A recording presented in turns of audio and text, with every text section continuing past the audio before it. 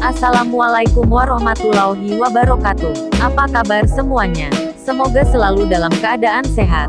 Selamat datang pada channel Desni, channel yang memberikan informasi tentang materi pelajaran ilmu pengetahuan sosial. Pada video sebelumnya telah dipelajari materi tentang pengertian globalisasi dan ciri-ciri globalisasi. Kali ini kita akan melanjutkan materi tentang bentuk-bentuk globalisasi. Bentuk-bentuk globalisasi dapat dibagi antara lain atas globalisasi bidang budaya, komunikasi, ekonomi, transportasi, dan politik. Kita akan menjabarkan satu persatu, yaitu sebagai berikut. A. Globalisasi bidang budaya. Globalisasi bidang budaya merujuk pada alur ide, sikap, norma, nilai-nilai, dan produk budaya lintas negara. Budaya lambat laun cenderung menjadi sebuah komoditas atau produk. Di sisi lain, alur budaya umumnya bergerak dari negara-negara barat ke negara-negara timur. Proses alur budaya dari wilayah sebaliknya cenderung lebih kecil. Globalisasi dalam bidang budaya didukung antara lain oleh revolusi informasi, penyebaran komunikasi via satelit, jaringan telekomunikasi, dan teknologi informasi seperti internet. Alur global budaya ini menghilangkan perbedaan budaya antar negara, wilayah, dan individu. Contoh globalisasi budaya, seperti berkembangnya buku-buku, film populer, film dengan menggunakan bahasa Inggris, musik pop yang banyak berkembang di seluruh dunia, dan lain sebagainya. B. Globalisasi bidang komunikasi. Globalisasi dalam bidang komunikasi merujuk pada perubahan teknologi alat-alat komunikasi yang mendorong koneksi antar negara. Revolusi teknologi komunikasi berarti sebuah desa global yang mencakup hampir seluruh wilayah di dunia. Pembentukan desa global terjadi akibat pertumbuhan teknologi internet, komputer, dan alat komunikasi seperti telepon pintar atau smartphone.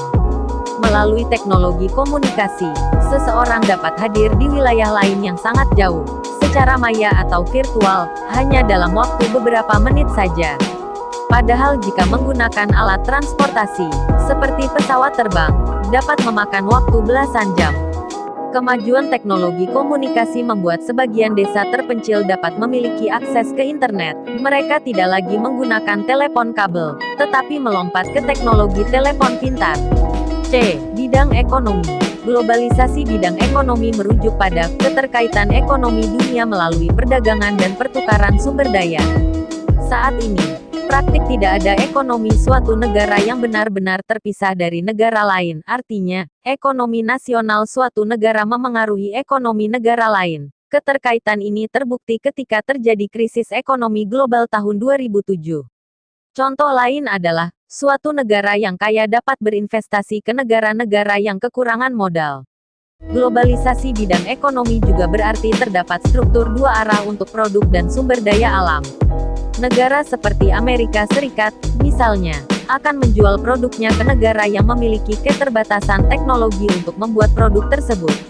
Sebaliknya, sumber daya alam dari negara-negara berkembang dijual ke negara maju yang membutuhkannya. Dari sisi perusahaan, dulu banyak perusahaan terkait dengan satu negara.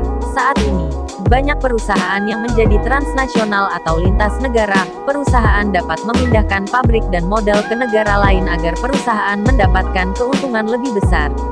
Contohnya, perusahaan otomotif Ford memindahkan pabrik dari Amerika Serikat ke Meksiko. Sementara, perusahaan Coca-Cola dan Nike memiliki pabrik di seluruh dunia. D. Bidang transportasi.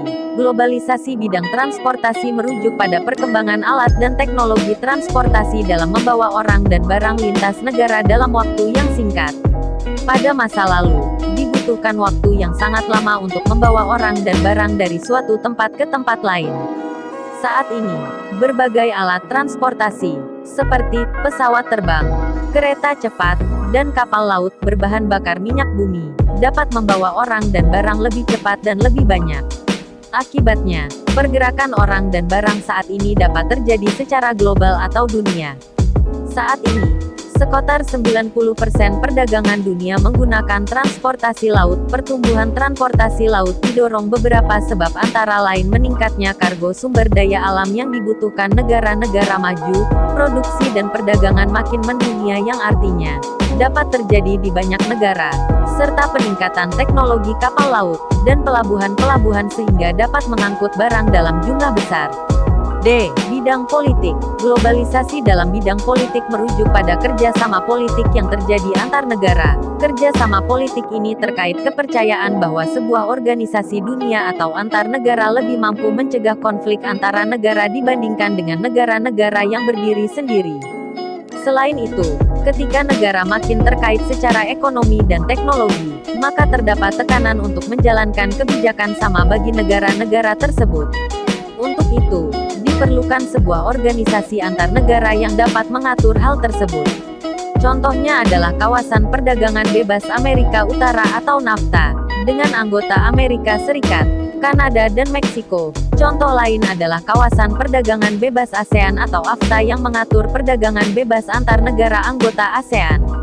Pendahulu sebuah organisasi dunia dapat dilihat dari Liga Bangsa-Bangsa yang terbentuk setelah Perang Dunia ke-1. Selanjutnya, muncul organisasi dunia seperti Persatuan Bangsa-Bangsa atau PBB, dan Organisasi Perdagangan Dunia atau WTO. Selain itu, hadir pula organisasi wilayah regional, seperti Uni Eropa, Kerjasama Ekonomi Asia Pasifik dan Asosiasi Negara Asia Tenggara.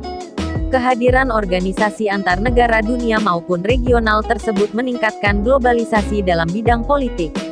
Demikian materi tentang bentuk-bentuk globalisasi saat ini. Semoga bermanfaat. Saya akhiri, wassalamualaikum warahmatullahi wabarakatuh.